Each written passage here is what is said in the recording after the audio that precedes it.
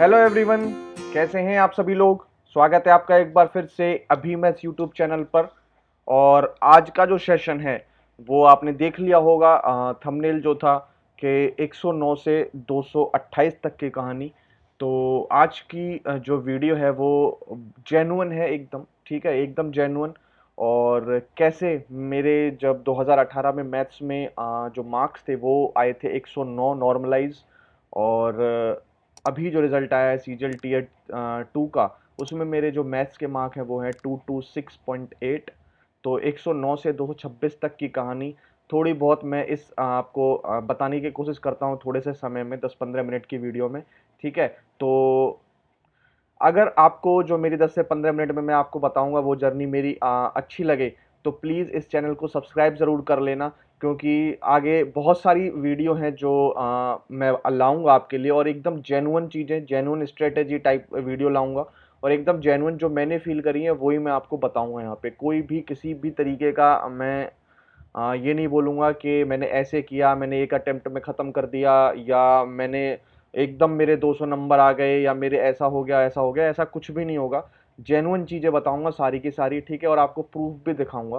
ठीक है, तो बात है जी करीबन 2018 की। 2018 से जब मैंने क्या करा था, शुरुआत की थी अपनी जर्नी की गवर्नमेंट एग्ज़ाम की, तो उस टाइम एसएससी जो हो नहीं रहा था। आप सब जानते हैं केस फंसा हुआ था 2017 का, 2018 की होली के टाइम पे केस पड़ा हुआ था। तो उस टाइम की बात है, उस टाइम जब मैंने शुरुआत करी तो एसएससी पेपर नहीं ले रहा था, बैंकिंग पेपर ले रहा था। एंड मैंने सोचा कि जॉब चाहिए तो एक बैंक की तैयारी शुरू करते हैं। ठीक है, तो मैंने आईबीपीएस की तैयारी शुरू करी। तो शुरू करते करते 18 में ना तो एसएससी का कोई पेपर हुआ, और बैंकिंग का मेरे से पेपर कोई भी निकला नहीं। बैंकिंग का आई थिंक मैंने पेपर दिया था आपका RRB PO, RRB clerk and SBI PO and SBI clerk. ठीक है, दोनों 4 पेपर दिए थे, चारों में कोई भी मेरा प्री नहीं निकला था। देन 2018 में आईबीपीएस क्लर्क का पेपर हुआ था, प्री निकला मेरा। ठीक है, उसके बाद मेंस नहीं निकला। ठीक, उसके बाद क्या हुआ, मार्च आ जाता है 2019 का, फिर जाके एसएससी पेपर लेना शुरू करता है। और मार्च 2019 में एसएससी ने सबसे पहले पेपर लिया था टीसीएस वेंडर के साथ, सीपीओ 2018 का, अगर मैं गलत नहीं हूँ तो। और सीपीओ 2018 मैंने दिया, और जो रिजल्ट आया मेरा सीपीओ क्वालिफाई हो गया। ठीक है, और उसी के 2-3 महीने बाद, मतलब जून जुलाई में जो एग्ज़ाम हुआ वो एग्ज़ाम हुआ सीजीएल 2018 का प्री का पेपर, जो मैंने दिया। ठीक है, और तब तक तैयारी लगभग लगभग मेरी हो चुकी थी, तो मैंने कभी सीजीएल की सोच के तैयारी नहीं कर पाई। ठीक है, क्योंकि सीजीएल सोच के मैं तैयार हो ही नहीं पाया, कभी पेपर आया मैं पेपर देने चला गया। बट ये था कि जीएस वगैरह मैं पढ़ता रहता था, तो जीएस वगैरह मैंने वहाँ से कर ली थी, रीजनिंग वगैरह मैं कर लेता था कि मुझे ये पेपर देना है, मुझे ये पेपर देना है। तो मैं ऐसे पेपर देता रहता था। ठीक है, तो मैं टीयर 1 देने चला गया। टीयर 1 जब दे के आया, रिजल्ट आया, अब साथ साथ बैंकिंग के भी पेपर चल ही रहे थे और वो भी मैं दे ही रहा था। ठीक है, और रिजल्ट आता है टीयर 1 का जब रिजल्ट आता है, लिस्ट 1 में मेरा नाम आ जाता है। एओ की जो लिस्ट है वो मैंने क्वालिफाई कर दी होती है। सुन के मुझे बहुत अच्छा लगता है कि बहुत बढ़िया स्कोर आ गया। ठीक है, तो अच्छा स्कोर भी आया, 172 समथिंग कोई स्कोर था। ठीक है, तो बहुत ही अच्छा लगा कि एओ के क्वालिफाई हो गई है। लेकिन अब जो मेन टास्क था वो था मेंस का टास्क, कि मेंस का कैसे होगा। और इसी बीच मेरे एसबीआई पीओ का मेंस था, प्री मेरे निकलने शुरू हो गए थे 2019 के शुरू में ही, और एसबीआई क्लर्क का भी मेंस था। तो ना तो मैं अच्छी तरह, आपको झूठ नहीं बोलूंगा, ना मैं अच्छी तरह एसएससी सीजीएल 18 को दे पाया, और ना ही मैं एसबीआई पीओ और एसबीआई क्लर्क के मेंस को दे पाया। तो मेरी जो नैया थी वो इन्हीं के बीचों में फंसी रह गई, और मैं किसी को दे नहीं पाया। ठीक है, और उसी बीच में क्या हुआ, मेरा मेंस खराब होता है। ठीक है, मेंस खराब हो गया। मेंस खराब होते ही खराब क्यों हो गया, उसके बीच में फिर मैं ये ढूंढने लगा, क्योंकि देखो हम हैं तो बच्चे ही। ठीक है, जब हम तैयारी करते हैं, अब तो थोड़ी बहुत मुझे अकल आ गई है, क्योंकि ठोकर खाते हैं तभी अकल आती है। ठीक है, तो जब मैं तैयारी कर रहा था, मेरा प्री निकल गया था, तो मेंस का टाइम था, और मेंस के टाइम पे आप जानते हैं कि हर टीचर आके बताते हैं कि हमारा मेंस का बैच आ रहा है और आप इसको ले लो, क्योंकि सारे टॉपर बच्चे इसमें ही होते हैं और यहीं से टॉपर भी निकलते हैं। ठीक है, तो इतनी जानकारी उस टाइम बिल्कुल भी नहीं थी कि क्या एसएससी है, क्या मेंस होता। मेंस पता था 100-200 नंबर का होता है, 100 क्वेश्चन का, 100 का मैथ और 200 का अंग्रेजी का, बट इतना नहीं पता था। ठीक है, तो बिना सोचे समझे मैंने क्या किया, मैंने कोर्स ले लिया। अब मैं बताऊंगा नहीं किस टीचर का लिया, लेकिन मैंने कोर्स ले लिया वो। अब मैंने कोर्स ले तो लिया, ठीक है। अब कोर्स ले लिया, अब जब वो क्वेश्चन करा रहे सर, मतलब सर जो चैप्टर वाइज कराने शुरू कर दिए उन्होंने, तो अब मेरा क्या हो गया था कि क्लास जो हो रही थी वो 2-2 घंटे की हो रही थी, और 10-15 दिन के बाद वो 4-4 घंटे की होनी शुरू हो गई थी। 2 घंटे की और 2 घंटे की, 4-4 घंटे की। अब आप लगा सकते हो, मैं हूँ एक नया बच्चा, 4 घंटे की क्लास है, अब मैं उतारूं उन क्वेश्चनों को, या उनको कंसेप्टों को उतारूं, या उनकी वीडियो देखूं, या क्वेश्चन की प्रैक्टिस करूं, तो मैं उसमें उलझ गया था। या मैं एसबीआई पीओ करूं, एसबीआई क्लर्क करूं। मैं ये नहीं कहता कि पूरी पूरी मेरी मतलब किसी टीचर पे ब्लेम डाल रहा हूँ, नहीं, ऐसा बिल्कुल भी नहीं है, गलती मेरी ही थी कहीं ना कहीं, ठीक है। तो जो भी प्रॉपर हो सकती थी तैयारी वो नहीं हुई, ठीक है। और मॉक वगैरह मैंने नहीं लगा पाए, ठीक है। और नहीं लगा पाए तो पेपर देने गया, 11 तारीख का पेपर था, 11 सितंबर 2018 का। पेपर खराब हो गया, ठीक है, बिल्कुल पेपर खराब हो गया। और मैंने ये नहीं कहता कि मैं मतलब कोर्स की वजह से हो गया, लेकिन ये जरूर था कि जो मैंने कोर्स लिया था, मैं मेरा जो जब मैंने कोर्स लिया था, मेरा पर्पस था कि पेपर निकालना। और टीचर जब आके किसी नए बच्चे से ऐसे कहते हैं कि ये ले लो, कोर्स ले लोगे तो आपका जो पेपर है वो जरूर निकलेगा, टॉपर बच्चे इसी से निकलेंगे। तो शुरू शुरू में जब हम मतलब छोटे होते हैं, एक्सपीरियंस इतना नहीं होता है, तो उन्हें मुझे ऐसा ही लगा था कि कोर्स ले लेता हूँ, इसको कोर्स को पढ़ लेता हूँ और मेरा सिलेक्शन हो जाता है। मैं झूठ नहीं बोलूंगा, ठीक है, मुझे ऐसा ही लगा। तो मैंने उनके कोर्स के एक एक क्वेश्चन मैंने क्या किया, वहीं से गो थ्रू हो गया मैं उनके कोर्स का, ठीक है। और पेपर होता है, पेपर में गया, पेपर में गया तो वहां पर क्वेश्चन हो रहे हैं, लेकिन बहुत कम हो पा रहे हैं, आंसर ही नहीं आ पा रहे हैं, ठीक है, आंसर ही नहीं आ पा रहे हैं। और 2 घंटे में आई थिंक मैंने 73-74 क्वेश्चन कुछ अटेम्प्ट किए थे। और जब रिजल्ट देखा तो मैंने गलतियां इतनी कर रखी थी कि मेरा जो नॉर्मलाइज स्कोर था वो 109 ही आया था, ठीक है। अभी मैं आपको दिखाऊंगा भी, स्कोर कार्ड लेके आया हूँ मैं, ठीक है, आप देखना, तो वो मेरा स्कोर आया, ठीक है। दिखाई देता हूँ आपको, ठीक है। ये रहा मेरा 2018 का स्कोर कार्ड भाई, ठीक है, 2018 का स्कोर कार्ड है मेरा ये, ठीक है। जिसमें आप देख सकते हैं कि टीयर 1 में मैंने आपको जैसा बताया कि 172 थे, और एओ की कट ऑफ जो थी वो मेरी क्वालिफाई हो गई थी, ठीक है। एओ की कट ऑफ मैं क्वालिफाई कर गया था इसमें 172.48954 में। और फिर मेरा जब आपका टीयर 2 होता है तो उसमें मेरे मैथ्स के जो नॉर्मलाइज स्कोर बनते हैं वो बनते हैं 109.38826, ठीक है। तो जिस दिन 11 सितंबर का पेपर था, जिस दिन मैं पेपर दे के आया था, मुझे लग गया था कि भाई तेरे मतलब जो तूने पढ़ा है, मतलब जैसे भी पढ़ा है, कोर्स से पढ़ा है, और जैसा भी तूने किया है भाई, इससे तो होने वाला है नहीं, बिल्कुल भी नहीं होने वाला, ठीक है। क्योंकि बहुत सारी चीज़ें हैं जो मैं आगे आपको आगे नेक्स्ट वीडियोस में डिस्कस जरूर करूंगा कि जो आपके कोर्स होते हैं वो इस तरीके से डिज़ाइन होते हैं कि बच्चा अगर कोर्स ही करे तो मुझे नहीं लगता कि वो सिलेक्शन पा पाएगा, ठीक है। हो सकते हैं एक दो एक्स्ट्रा ऑर्डिनरी कि वो ले जाएं, लेकिन मुझे नहीं लगता अगर बच्चा कोर्स पे ही पूरा डिपेंडेंट होके पढ़ लेना, तो मुझे नहीं लगता कि वो सिलेक्शन भी पाएगा। दूर की बात है टॉप करना, तो सिलेक्शन भी मुझे नहीं लगता कि कोई पा भी पाएगा, ठीक है। तो क्या हुआ, मेरा हो गया भाई, वहां पे कोलैप्स कर गया मैं, 109 ही बचे, ठीक है। और देख लो आप मेरे, और सब जगह मार्क्स ठीक थे, टीयर 1 में और इंग्लिश में भी 167, और टीयर 3 में भी 67 मार्क्स थे, ठीक है। और मेरा मैथ्स खत्म हो गया, एक पेपर खत्म होते ही पूरा एसएससी का जो वो था 2018 पूरा खत्म, ठीक है। लास्ट तक गया, लिस्ट 4 तक नाम आया, और तब भी उसमें कुछ हो नहीं पाया। आप सब जानते हैं लिस्ट 4 वाले बच्चे सेलेक्ट हुए नहीं थे।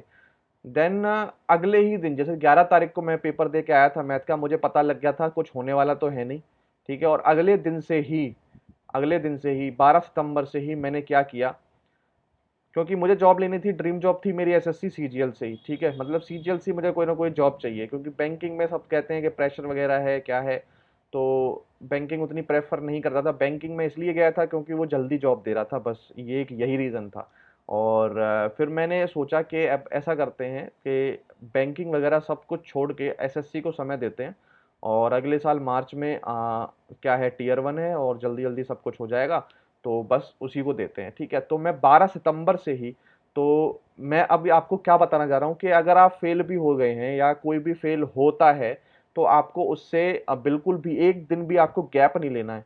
आपको अपनी नई रणनीति बनानी है, और आपको जज करना है आपने कमी कहाँ करी है, और आप दोबारा से तैयारी करो दूसरी चीज़ की, ठीक है। तो ये बात किसके लिए है? ये बात उन चीज़ों के लिए है कि जो बच्चे कुछ नंबरों से अभी रह गए हैं, जिनका नाम लिस्ट 3 लिस्ट 4 में नहीं आ पाया है, या जिनको भी अपनी जॉब है, ड्रीम जॉब नहीं मिल पाएगी, तो वो अगले दिन से ही लग गए होंगे भाई, ठीक है? अगले दिन से ही लग गए होंगे, ठीक है? तो मैं भी अगले दिन से लग गया भाई, और जो मेरी चीज़ें कमज़ोरी थी मैथ्स की, वो धीरे-धीरे कंप्लीट करता चला, बुक पढ़ता चला, क्वेश्चन की प्रैक्टिस करता हुआ चला, ठीक है? हर चीज़ की प्रैक्टिस करता हुआ चला, और टियर 1 मार्च में था, तो बढ़िया प्रैक्टिस करते हुए, और जो मेरा मेन फ़ोकस था वो था प्रीवियस ईयर मॉक पे, ठीक है? फिर मैं प्रीवियस ईयर के क्वेश्चन, प्रीवियस ईयर के मॉक जो भी काम करता था प्रीवियस ईयर पे ही करता था। क्यों? क्योंकि मैंने देखा था कि 18 में अगर बच्चे के 150 प्लस समथिंग नंबर आए हैं तो वो जॉब लेके गया है मैथ्स में। मैथ्स में अगर क्वांट में जैसे टियर 1 में भी अच्छे नाम मार्क्स हो 170 के आसपास, और 150 के आसपास अगर आपके मैथ्स में रॉ बन रहा है, तो वो अच्छा मार्क्स जो वो है वो जॉब लेके ज़रूर गया है। 160, 170, 180 वाला तो आई थिंक एक्सरसाइज लेके गया है, ठीक है, 18 में। तो बस मेरी यही सोच थी कि क्या करना है, 150 प्लस कैसे ना कैसे मुझे बना देने हैं, फिर नॉर्मलाइज 10-12 नंबर होके मैं 170 के आसपास आ जाऊंगा, जो बहुत ही अच्छा स्कोर होगा, और मुझे कोई ना कोई जॉब अच्छी मिली जानी है, ठीक है? तो इस तरीके से मैंने तैयारी शुरू करी। मेरा कभी भी मैंने ये नहीं सोचा था कि 200 आउट ऑफ 200 लाऊंगा, या मैं इतना लाऊंगा या मैं उतना लाऊंगा, ठीक है? मैंने बस अपना बेस्ट देने की कोशिश की थी। और फिर एग्ज़ाम आता है मेरा जी, प्री होता है, ठीक है? और मैंने अपना स्कोर कार्ड दिखाई दिया है आपको, ठीक है? एक बार और दिखा देता हूँ, मेरा प्री होता है, ठीक है? ये मेरा स्कोर कार्ड है 2019 का। तो जो प्री होता है वो उसमें रॉ आ जाता है 163, 163, और उसका फाइनल स्कोर हो जाता है 176 जाके, ठीक है? जिसमें मेरा मैथ्स का स्कोर था 47.5, ठीक है? और एक क्वेश्चन मैं पता नहीं क्या कर रहा था, क्या नहीं कर रहा था, वो मैंने अपने आप से गलत कर दिया, ठीक है? बिना निकाले मैं उसका उत्तर लगा के आया था, और मैंने सोचा था यही उत्तर है, देखते ही मैंने उत्तर लगा दिया था, बट वो गलत मैंने वहां से कर दिया, ठीक है? तो ये है कि सिली मिस्टेक्स मेरी होती रहती थी, ठीक है? सिली मिस्टेक मेरी बहुत होती रहती थी। प्री के भी बहुत मॉक लगाए थे भाई, 50-60 मॉक लगा के गया था प्री में भी। तो प्री का तो बाद में बात कर लेंगे, ठीक है? बाद में बात करते हैं प्री की। फिर होती है बात मेंस की, और मेंस में आप मेरा स्कोर देख सकते हैं, रॉ 167, 15 नवंबर की शिफ्ट थी भाई, 15 नवंबर की, पहले दिन ही पेपर हुआ, ठीक है? लॉकडाउन वगैरह लग गया था, बहुत बीच में बातचीत हुई थी, तो 167 से होता है 226.83। ये तो बिल्कुल भी एक्सपेक्ट नहीं था मुझे, लेकिन ये था कि मेरा मैक्सिमम मुझे लेना है, और आप मानेंगे नहीं कि मैंने अटेम्प्ट जो करे थे 15 तारीख में, वो अटेम्प्ट करे थे 91 क्वेश्चन। 15 तारीख में मेरा अटेम्प्ट जो था वो 91 क्वेश्चन था, और 6 क्वेश्चन ऐसे सिली मिस्टेक्स हुए कि अगर मुझे मौका मिलेगा तो मैं आपको मेरी वो दिखाऊंगा आंसर की, और आंसर की के वो 6 क्वेश्चन लेके आऊंगा कभी। मेरे ऐसे 6 क्वेश्चन गलत हुए जो मुझे पता नहीं मैं क्या लगा के आया हूँ क्या नहीं, वो 6 क्वेश्चन गलत हो गए, उतने सिली मिस्टेक्स थी वो, ठीक है? वो गलत हो गई जी, सिली मिस्टेक्स की वजह से मेरे 6 क्वेश्चन गलत हो गए, जो स्कोर मेरा 167 पे रुक गया, और जो मैं आराम से 175 के पास तो आराम से जा सकता था अगर मेरे 6 क्वेश्चन नहीं 2-3 क्वेश्चन गलत होते तो। बट क्या हुआ फिर, 226 मार्क्स आ गए, ठीक है? तो ये कहानी है। अब ऐसा बिल्कुल भी नहीं है कि 167 बुरा स्कोर था, रॉ स्कोर, ठीक है? 170 को छूना रॉ स्कोर 15 तारीख की शिफ्ट में, वो भी इतना बुरा नहीं था मेरे ख्याल से। और वो बच्चा जो 110 भी नहीं छू पाया था 18 में, ठीक है? समझ सकते हैं आप कि एक बच्चा जब जाता है पेपर देने और पहले अटेम्प्ट में ही उसके 110 भी वो नहीं छू पाता है, तो उसकी मेंटल जो स्थिति होती है वो क्या होती है, ठीक है? जहां वो 110 भी नहीं छू पा रहा है, और वो अगली बार दोबारा बैठने की कोशिश कर रहा है, ठीक है? और सारी चीजें करके आ रहा है, मतलब जहां से भी क्वेश्चन लगाने थे हर चीज से लगाए। बट आपको मैं अंदर की फीलिंग बताता हूँ, गट फीलिंग, कि जिस दिन मैं पेपर देने गया था ना उसमें, तो मुझे ऐसा लगा था कि यार दोबारा से 110 पे तो नहीं अटक जाएगा तू, ठीक है? ये मेरी फीलिंग थी एक्चुअली में। बट क्या हुआ कि मैं करता गया, क्वेश्चनों के आंसर निकलते गए, करता गया, आंसर निकलते गए, तो मेरा स्कोर 167 आया। अगर आप 18 के हिसाब से भी रॉ मार्क्स लगाओगे तो 167 वाला भी अगर 2018 में मेरे ख्याल से 190 के आसपास गया ही होगा, 13 तारीख की सितंबर में, ठीक है? वहां पर भी नॉर्मलाइजेशन हुई थी, तो 190 भी नॉर्मलाइज होकर कोई बुरा स्कोर तो था नहीं। वो तो 226 तो एक चलो एक्सेप्शनल केस हो गया, लेकिन 190 के आसपास तो मैं तब भी चला जाता, समझ रहे हैं? तो ये हुआ था। अब मेंस की तैयारी कैसे करी थी, कई बच्चे कमेंट कर रहे थे, ठीक है? मैं बताता हूँ आपको। ये मेरी जो है वो मॉक की डिटेल है, और मैं मॉक की डिटेल को लिखता था, ठीक है? और देखो डेट भी लिखता था, मॉक का नाम भी लिखता था, अटेम्प्ट लिखता था, रॉन्ग, एक्यूरेसी और परसेंटाइल, ये मेरी सोच होती थी मॉक लगाते टाइम। और मैंने सोच लिया था 2018 में जब मैं फेल हुआ था तो 109 पे ही मैंने सोच लिया था अब मैथ्स में मुझे स्कोर लाना है, और अच्छा खासा स्कोर लाना है और उसे लीड लेनी है। और ये काम हो पाएगा मॉक से और प्रीवियस ईयर के क्वेश्चनों से ही। मैंने ये सोच लिया था, ठीक है। और मैंने सोच लिया था कि किसी टीचर का कोर्स तो मैं देखूंगा ही नहीं, ठीक है। किसी भी टीचर का कोर्स मैं देखूंगा ही नहीं, क्योंकि उन कोर्सेज में बहुत ही फ्लॉज हैं, ठीक है। वो जैसे जैसे क्वेश्चन कराते हैं वैसे क्वेश्चन आता तो है नहीं, लेकिन वो कराए जा रहे हैं कराए जा रहे हैं। क्वेश्चन में आना है उस टाइप का एक क्वेश्चन वो कराते हैं, मतलब जो क्वेश्चन पेपर में आना है, ठीक है। वो टीचर जो भी टीचर है, कोई भी, मैं ऐसे नहीं कहता, कोई भी जो भी कोर्स कराता है तो उस टाइप का क्वेश्चन एक कराते हैं वो लोग, सिर्फ एक क्वेश्चन, ठीक है। और जो नहीं आने होते वो भर भर के क्वेश्चन हो रहे होते हैं। आप देखना कभी भी अगर आपको मौका मिले तो जो क्वेश्चन पेपर में आना है वो सिर्फ एक क्वेश्चन पूरी शीट के अंदर, और जो नहीं आना है ऐसे हजारों क्वेश्चन भरे होंगे जिसमें आप फंसते रहोगे फंसते रहोगे फंसते रहोगे। वो क्वेश्चन ना तो आएगा कभी भी और ना ही आने के चांसेस भी हैं। इस टाइप के वो क्वेश्चन होते रहते हैं, ठीक है। जिससे बच्चा समझता है कि बहुत अच्छे अच्छे क्वेश्चन हो रहे हैं, लेवल के क्वेश्चन हो रहे हैं, लेकिन आ तो रहे नहीं है, फायदा क्या है, ठीक है। और अगर आ भी जाते हैं, मैंने ये एनालाइज किया था जब मैं 2 घंटे का पार्ट 18 में जब मैं पेपर देने गया था, जब मैंने 2 घंटे में ये एनालाइज किया था कि आसान क्वेश्चन को करने का समय नहीं बच रहा था। टफ तो बहुत दूर की बात है, या तो मैं एक मतलब इतना तैयार बच्चा नहीं था, मैं ये नहीं कहूंगा मैं 200 में 200 वाला बच्चा था, लेकिन ये जरूर था कि अगर मैं 172 प्री में निकाल रहा हूं तो मेरे अंदर कैपेबिलिटी तो थी, ठीक है। बट क्या हुआ कि आसान क्वेश्चन ही आदमी टाइम पे नहीं कर, पूरे के पूरे आसान क्वेश्चन नहीं कर पा रहा है। टफ तो दूर की बात है, पहले आसानी तो हो, ठीक है। तो ये सिस्टम था। लेकिन क्या होता है कि आसान तो हमें ऐसा लगता है जब हम तैयारी करते हैं आसान तो हम कर लेंगे, टफ क्वेश्चन करते हैं, बस हम यही मार खा जाते हैं भाई। तो ये मेरी डिटेल है, तो मैं इस तरीके से कुछ चार्ट बना के पढ़ता था, ठीक है। और मैं आपसे मैंने शायद झूठ नहीं बोलूंगा 60+ मॉक्स लगाए थे मेंस के, 60 से ज़्यादा मॉक मेंस के लगाए थे। आप देख सकते हैं, मैंने आप पूरा डाटा लिखा हुआ है, ठीक है। और ऐसा नहीं है, कई बच्चे कहते हैं कि मॉक में नंबर कम आ रहे हैं सर क्या करें, मॉक में नंबर कम आ रहे हैं सर क्या करें। किसी और को बोलने से बढ़िया आप खुद एनालाइज करोगे ना। आज की डेट की यही प्रॉब्लम है, वो क्या करते हैं, वो हर चीज़ का सॉल्यूशन बाहर ढूंढना चाहते हैं, लेकिन अंदर है सब चीज़ का सॉल्यूशन। आंख बंद करो और हर चीज़ का सॉल्यूशन आपको अंदर से मिलेगा, अंदर से आवाज़ आनी शुरू हो जाएगी आपको, ठीक है। ये देखो, ये मैंने आप जानते हैं मार्च में खत्म हो गया था सीजीएल, और मार्च में ही आई थिंक आंसर की आ गई थी, ठीक है। रिजल्ट तो आया था शायद जून जुलाई में, जब लॉकडाउन के बाद, लॉकडाउन खत्म होने पे था। लेकिन मार्च में आंसर की आ गई थी, और आंसर की आके मुझे पता चल गया था कि मुझे जितना स्कोर चाहिए था, प्री में मेरा 176 हो गया था, 163 रहा था, तो मुझे मेरा हो चुका है। अब मुझे मेंस की अच्छी से तरह तैयारी करनी है। तो आप देख सकते हैं 1 अप्रैल से मैंने मॉक लगाने शुरू कर दिए थे मेंस के, मेंस मॉक है भाई।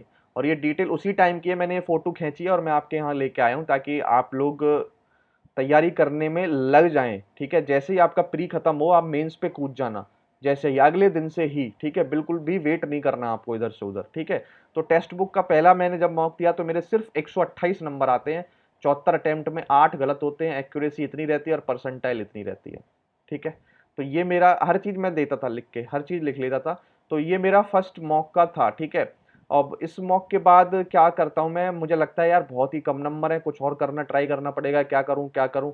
लेकिन मैंने कुछ किया नहीं, मैंने सिर्फ अपने आप में वर्क करता रहा, प्रैक्टिस करता रहा क्वेश्चनों की प्रीवियस ईयर की, और मैं मॉक लगाता रहा, ठीक है। फिर जो लॉकडाउन लग जाता है तो लॉकडाउन में मैंने क्या किया, पूरे लॉकडाउन में डेली का मेरा एक काम जरूर होता था, ठीक कि क्योंकि कंसेप्ट तो वही है, और कंसेप्ट को रिवाइज करता था नोट्स वगैरह से, और मॉक लगाता था। एक मॉक मेरा डेली का था लॉकडाउन में, लॉकडाउन में मैं एक मॉक लगाता ही लगाता था, ठीक है। तो ये आप देख सकते हैं, ठीक है। ये देख सकते, सबका डाटा है, ठीक है। सुपर मॉक, टेक्स्ट बुक, जहाँ से भी मॉक मिलते थे, जहाँ से भी फ्री मॉक मिलते थे। फिर मैं क्या करता था कि 10 जब मॉक हो जाते थे, देखो ये शुरू के जो 10 हो गए, जैसे ये 10 हो गए, 10 के बाद मैं इनकी एवरेज लेता था। ये देखो ये एवरेज है 148.5, यहाँ मैं एवरेज निकालता था और ये एवरेज देता था 148। मतलब एवरेज से मैं ये डिसाइड करता था कि अगर कोई पेपर टफ या कोई इजी आ जाता है तो मैं 148 के आसपास तो एवरेज ले आऊंगा, ठीक है। और मेरा टारगेट था कि इस एवरेज को कम से कम 170 तक पहुंचाना है मुझे, ठीक है। तो ऐसे टारगेट मैं लेके चलता था, ठीक है। तो ये देखो आप देख सकते हैं, ये एक पेज है, ऐसा नहीं है। और ये देखो आप दूसरा पेज है, ये देखो ये पूरा दूसरा पेज है, अगस्त की पूरी आपको है, ठीक है। ये देखो अगस्त की लिखी हुई है, और ये देखो जहां से भी मॉक मिलता था, देखो टेक्स्ट बुक से मैंने पूरा पास ले रखा था ईयरली, ठीक है, और सुपर मॉक के भी परचेस किए थे क्योंकि वहाँ से मेंस के अच्छे 40 क्वेश्चन का 40 मॉक मिल रहे थे वहाँ से जंक। और फिर ग्रेड अप वगैरह या एसएससी ट्यूब वगैरह वहाँ से आपके फ्री ऑल इंडिया मॉक आते थे, मैं उनको भी देता था। ठीक है, तो हर जगह से मैंने पेपर दिए, एग्जाम दिए, और प्रीवियस ईयर तो मैं देता ही रहता था। तो ये उन चीज़ों का नतीजा है भाई, जो भी है 167 मैंने अपनी पूरी कोशिश जितनी मैं कर सकता था, ये देखो पूरे आपके सामने है। और एग्जाम था 15 नवंबर को, और देखो 7 नवंबर तक भी मैंने मॉक दिए थे। ठीक है, सब कहते हैं ना कि एग्जाम से एक महीने पहले देने मॉक बंद कर दो। नहीं भाई, सब कहने वाली बातें हैं भाई, मॉक आप बंदी मत करो, मैं कह रहा हूँ मॉक देने चालू रखो। और मॉक क्या है, आप मैंने सात नहीं, मैंने आप आई थिंक 12-13 में भी नवंबर में मॉक दिया है, प्रीवियस ईयर का दिया था वो 2018 का, 13 12 11 12 13 का। ठीक है, फिर मैंने वो दिए थे। बट ये जो देखो एसएससी ट्यूब का भी मैंने लास्ट 7 नवंबर को दिया था, और ये डेट पहले से लिखी हुई है। ठीक है, मेरे पे पूरा डाटा था, तो मैंने वो यहाँ पे लेके आया हूँ, समझ रहे हैं। तो तब जाके मेरा जो स्कोर है वो 167 बन पाया। ऐसा नहीं है 167 बनाना या 170 के आसपास रो बनाना बहुत ही आसान बात थी। ठीक है, अगर आप देखोगे एज ए टॉपर अपने आप को, 200 वाले बच्चे हो आप, तो आपको लगेगा 167 ही तो थे, कोई ज्यादा थोड़ी ना थे। बट 109, ठीक है, इमेजिन कर सकते हो 109। अगर कोई पहला अटेम्प्ट देता है वो 120 130 तक रुक जाता है, तो उसे लगता है कि हाँ यार मेरे 120-130 नंबर है, लेकिन मैं 100 से करीब, 100 के करीब था। ठीक है, तब जाके मैंने इतनी मेहनत करी, और तब जाके यहाँ पर मेरा जो रॉ बना वो, मैं बार बार रॉ की बात कर रहा हूँ, मैं नहीं कर रहा आप मेरे से कहो कि 200 तो सबके आ गए हैं अब की बार, मैं 200 की बात ही नहीं कर रहा हूँ, मैं रॉ की बात कर रहा हूँ, 15 तारीख की 167 की। ठीक है, तो मेरे ख्याल से आप क्या करो, आप अभी तो प्री की तैयारी करो। ठीक है, आपके पास 30 दिन है, 30 दिन के आसपास आपके पास बचे हैं, भरपूर प्री की तैयारी करो। ठीक है, और प्री की तैयारी में आप क्या करो, प्रीवियस ईयर के मॉक लगाने शुरू कर दो भाई, 18 के, 19 के और 20 के। 20 के तो पेपर होगा, 18 के और 19 के जितने भी प्री के मॉक आए थे सब लगा डालो भाई, सब। दिन में दो दो मॉक लगाओ प्री के। ठीक है, प्री के मॉक लगाओ जितने लगा सकते हो, क्योंकि मॉक से क्या होता है कि आप तैयार होते हो भाई। ठीक है, मॉक से तैयार होते हो, क्योंकि आप उतना ही प्रेशर डालो दिमाग पे, जब आप पेपर देने जाओ उस टाइम डालो। ठीक है, तो रही प्री की बात, मैं आगे भी बताता रहूँगा, बट ये मेरी थोड़ी सी कहानी थी। ठीक है, और अगर आपको कोई भी चीज़ पूछनी है मुझसे तो आप कमेंट करके बता सकते हैं, अगर मैं कोई भी चीज़ भूल गया हूँ तो आप मुझसे ज़रूर पूछ लेना कमेंट करके। टेलीग्राम चैनल है मेरा, लिंक जो है डिस्क्रिप्शन में, आप वहाँ पर जाके ज्वाइन भी कर लेना। और कोई भी आपको अगर बात पूछनी है मुझसे तो आप कमेंट करके पूछ सकते हैं। ठीक है, और मेरे ख्याल से अब मैं क्या बता सकता हूँ आपको, बस ये बता सकता हूँ भाई, जो भी आप कर रहे हो आप उस पर ध्यान दो। ठीक है, और उस पर विश्वास रखो। ठीक है, इधर उधर की बातें यूट्यूब वगैरह पेपर के 1-1.5 महीने पहले से बंद कर दिया करो भाई, क्योंकि हर टीचर आते हैं कि अब 30 दिन बच चुके हैं, यही क्वेश्चन आएंगे, इनको कर लो। ठीक है, अब मेंस का मेंस जो अब देखो प्री हो जाएगा, प्री के बाद प्री क्वालिफाई हो जाएगा, सारे टीचर आ जाएंगे कि ये मेंस के लिए बैच आ रहा है, इसको ले लो। ठीक है भाई, कुछ भी नहीं होगा उससे, कुछ भी नहीं, आपका टाइम वेस्ट और होगा, 4-5 घंटे आप फोन में लगे रहोगे और उनकी बस वही करते रहोगे उनकी क्लासेस। ठीक है, वो तो समय हमारा प्रैक्टिस का होना चाहिए। जितनी भी क्लासेस विलासेस आप अगर करो, मैं ही नहीं कह रहा क्लासेस गलत होती हैं, क्लासेस विलासेस अगर आपको करनी है ना, तो जो ये टाइम होता है ना मेंस के बाद, जब वो पूरा खत्म हो जाता है और उसके बीच में, उसके बाद अगला जो प्री होना होता है अगले साल का, उसके बीच में जो भी आपको कोर्स देखना है आप वो कोर्स देखो। बट पेपर के टाइम पे, पेपर एक महीना पहले आ रहा है फिर आप कोर्स ले रहे हो, तो उसका कोई मतलब नहीं है। ठीक है, बस आप तैयारी करते रहो, बुक्स वगैरह ले लो, प्रीवियस ईयर के मॉक ले लो, और टेक्स्ट बुक के अगर मॉक लेने हैं तो आपको टेक्स्ट बुक के ही लेने हैं। कलो टेक्स्ट बुक का ही क्यों, क्योंकि मैं आपको बता रहा हूँ, मैंने अपनी जब तैयारी कर रहा था, ठीक है, तैयारी कर रहा था, तो टेक्स्ट बुक एक इकलौता मॉक ऐसा था जिसकी एनालिसिस बहुत अच्छी थी। एनालिसिस बहुत अच्छी थी। इस एनालिसिस में क्या होता था कि मैथ्स के जब मैं क्वेश्चन करता था तो मेरा टाइम आता था, पर क्वेश्चन का टाइम आता था। ठीक है, उसके बाद टॉपर का टाइम आता था, तो मैं कोशिश करता था कि टॉपर के टाइम को थोड़ा बहुत मैच करूं, और एक एवरेज टाइम आता था टोटल। ठीक है, एक एक क्वेश्चन का। तो ये मुझे चीज बहुत हेल्पफुल करती थी, जिसमें भी मैं एवरेज टाइम ज्यादा लेता था, अपने मतलब एवरेज टाइम से ज्यादा टाइम ले रहा हूं मैं, तो मुझे लगता था कि नहीं भाई दिक्कत है, इस तरीके में दिक्कत है, कोई और तरीका मुझे ढूंढना पड़ेगा। ठीक है, क्योंकि टॉपर का अगर मैच भी ना करो, क्योंकि टॉपर तो कई ऐसे होते हैं कि वो 40 मिनट में पूरा पेपर कर देते हैं, लेकिन मैं उनको मैच ना करते हुए एवरेज टाइम से भी मैं अपने आप को कैलकुलेट करता था, और फिर मैं उसको जज करता था कि भाई एवरेज टाइम से मुझे हमेशा टाइम नीचे ही रखना है, ऊपर नहीं रखना है। अगर ऊपर जा रहा है तो मुझे मेरे को दिक्कत हो रही है। ठीक है, तो इन चीजों को देखते हुए टेक्स्ट बुक बहुत अच्छा था, ये एनालिसिस और कहीं आपको नहीं मिलेगा। ठीक है, तो अगर आपको पास लेना है तो जल्दी से जल्दी टेक्स्ट बुक का पास ले लो। ठीक है। और आप सब जानते ही हैं मॉक्स वगैरह 330 प्लस एग्जाम वगैरह कवर करता है, ठीक है, 18 प्लस मॉक। और आपको अगर एडिशनल डिस्काउंट चाहिए तो आप अभी 10 यूज़ कर सकते हैं, कोड ABHI और 10, ठीक है।